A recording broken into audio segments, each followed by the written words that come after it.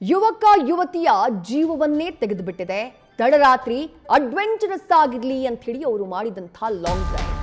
ಶಹಾಜಿಯಾ ಶೇಖ್ ಹಾಗೆ ಜೊತೆಗಿದ್ದಂಥ ರಿಜ್ವಾನ್ ಇಬ್ರು ಕೂಡ ಅಪಘಾತದಲ್ಲಿ ಜೀವವನ್ನ ಕಳ್ಕೊಂಡಿದ್ದಾರೆ.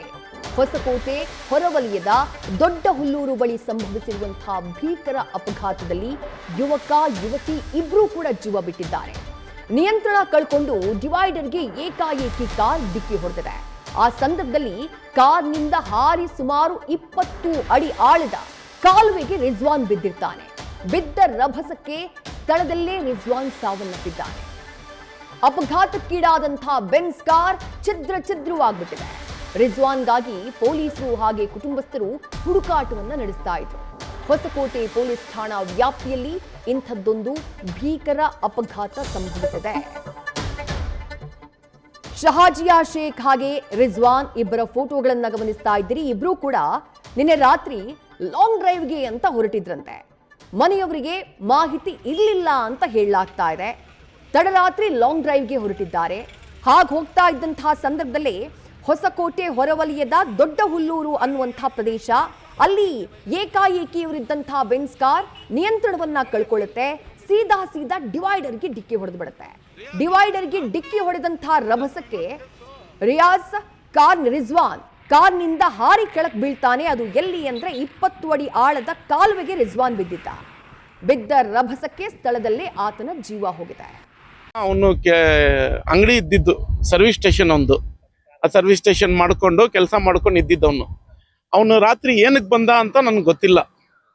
ಅದು ಏನಕ್ಕೆ ಬಂದಿದ್ದಾನೆ, ಏನಕ್ಕೆ ಏನಾಗಿದೆ ಅಂತ ಗೊತ್ತಿಲ್ಲ. ಏನು ಅವ್ರು ರಾತ್ರಿ ಯಾರೋ ಫೋನ್ ಮಾಡಿದ್ರು, ಪೊಲೀಸವ್ರು ಬಂದ್ಬಿಟ್ಟು ಅವ್ನ ಫೋನ್ ಎತ್ಕೊಂಡು ಫೋನ್ ಮಾಡಿದ್ಕೆ ಮನೆಯವ್ರಿಗೆ ಗೊತ್ತಾಗಿರೋದು. ಆಮೇಲೆ ನನಗೆ ಫೋನ್ ಮಾಡಿದ್ರು ಬೆಳಿಗ್ಗೆ 6-7 ಗಂಟೆಗೆ. ಅವಾಗ ನಾನು ಇವಾಗ ಬಂದು ಇಲ್ಲಿ ನೋಡ್ತಾ ಇರೋದು.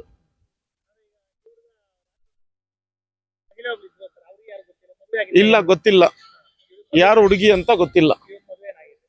ಇಲ್ಲ ಫಹದ್ ಬೇಜಾಗ್ಯದ ಫೋಟೋ. ಅಲ್ಲ ಆಕ್ಸಿಡೆಂಟ್ ಕಾರ್ ಅವನದಲ್ಲ, ಅದು ಒಂದು ಹುಡುಗ ಇದ್ದಾನೆ ಇಲ್ಲಿ ಕರ್ಸ್ಲಾ, ಅವ್ನಿಗೆ ಎಲ್ಲ ಡೀಟೇಲ್ಸ್ ಗೊತ್ತು.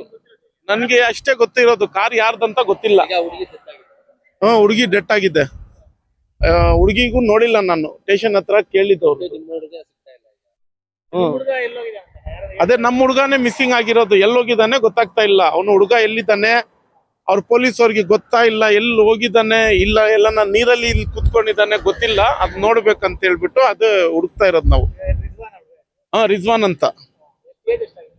ಅವನದು ಏಜ್ ಬಂದ್ಬಿಟ್ಟು 30 ನೋಡಿ. ಇವನೇ ಅದು ಗೊತ್ತಿಲ್ಲ, ನಾನು ಕೇಳಿಲ್ಲ. ನನ್ ಮನೆಗೆ ಹೋಗಿಲ್ಲ, ಡೈರೆಕ್ಟ್ ಇಲ್ಲಿ ಬಂದಿರೋದು ನೋಡಿ. ಹುಡುಗ ಇವನು ಹೈದರ್ ಅಂತ.